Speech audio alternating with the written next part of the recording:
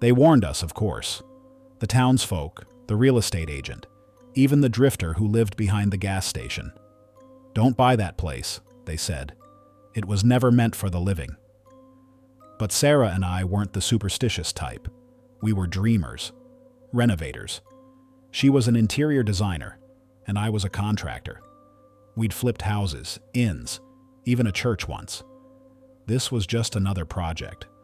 Only, it wasn't. The building had been abandoned since 1967. Once a state psychiatric hospital, Chesterfield Asylum sprawled across 3 stories, tucked away in the Vermont woods. It had wide halls, iron-latched doors, and ceilings stained with decades of water and silence. Still, the bones were strong. We spent 6 months gutting the place, ripping out ancient wiring, replacing rotted floors, painting over years of decay. We gave each room a theme: rustic, industrial, vintage. It wasn't just a hotel, it was an experience. And the day we opened, we were proud. Exhausted, yes, but proud. Then our first guest arrived. He came in during a storm, tall, thin, wearing a black coat soaked with rain. No reservation. Just walked in, dripping on the new hardwood floor. "Do you have a room?" he asked. His voice was soft, measured. He didn't blink much. Sarah hesitated. We weren't supposed to accept walk-ins yet, but something about him made her nod. "Yes, of course," she said, forcing a smile. "You're our first guest." He smiled back, a strange, tight smile, the kind that doesn't touch the eyes.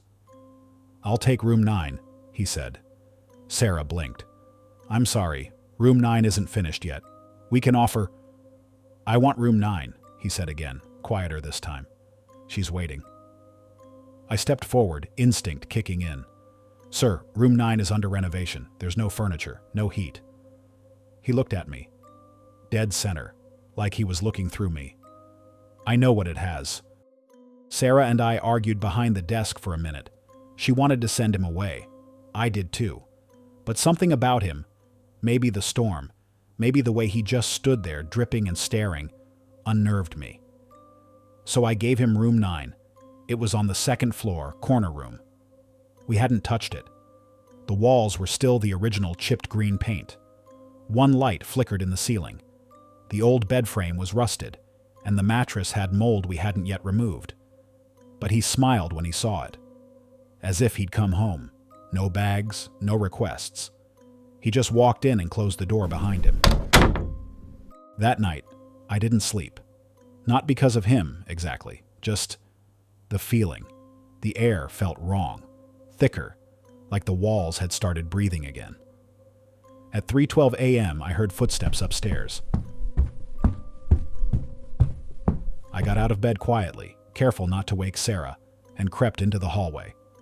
The sound came again. Not footsteps, dragging, like someone pulling something heavy across the wooden floor of the 2nd story. Then, a soft sound, like giggling. I grabbed the flashlight and headed up the stairs. The hallway was dark, silent. The new motion lights we installed weren't turning on. Room 9's door was open an inch. I moved closer, heart pounding. Inside, the room was black, but I saw movement. Someone standing by the window.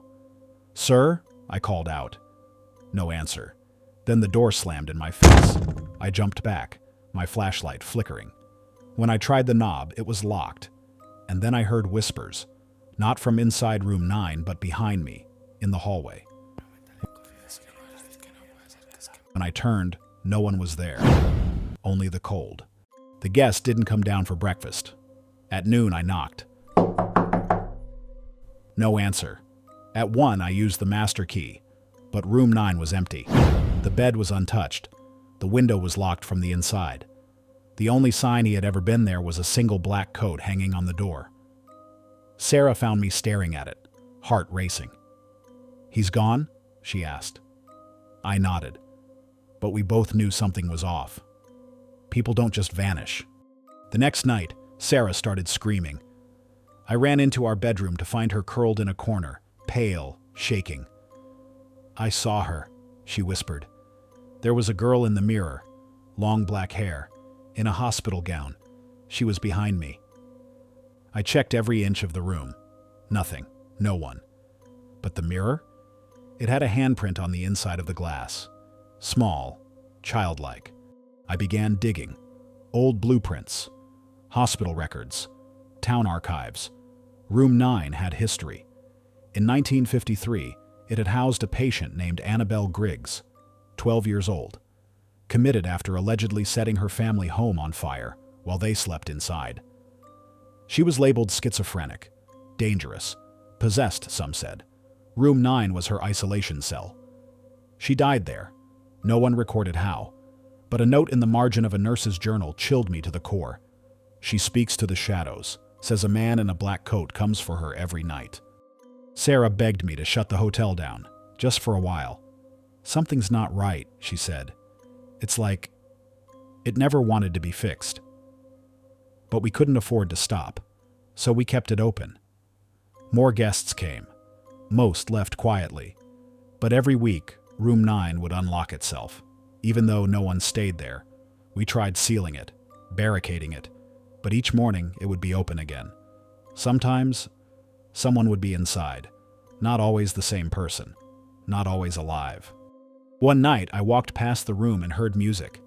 A child's lullaby, playing slow and warped, like from an old music box. I opened the door. Inside, it was not the room we'd left unfinished. It was pristine. Sterile white walls, clean bed, metal restraints. And on the bed was a girl, long black hair, wide, dark eyes. She looked right at me. Then she smiled. The same tight smile the man in the black coat wore. "You're not leaving," she said. "Not until we're all whole again." The room slammed shut. I woke up 6 hours later on the floor of the lobby, my hands scratched, my shirt torn. Room 9 was empty. Again. I don't know how long we can stay here. Sarah no longer speaks much. She walks the halls at night, whispering numbers. Sometimes I hear her talking to someone. When I ask who, she says, "The guest." He never really left. Room 9 waits. It always waits. And every so often we get another knock at the door. No reservation, just a request. "I'll take Room 9.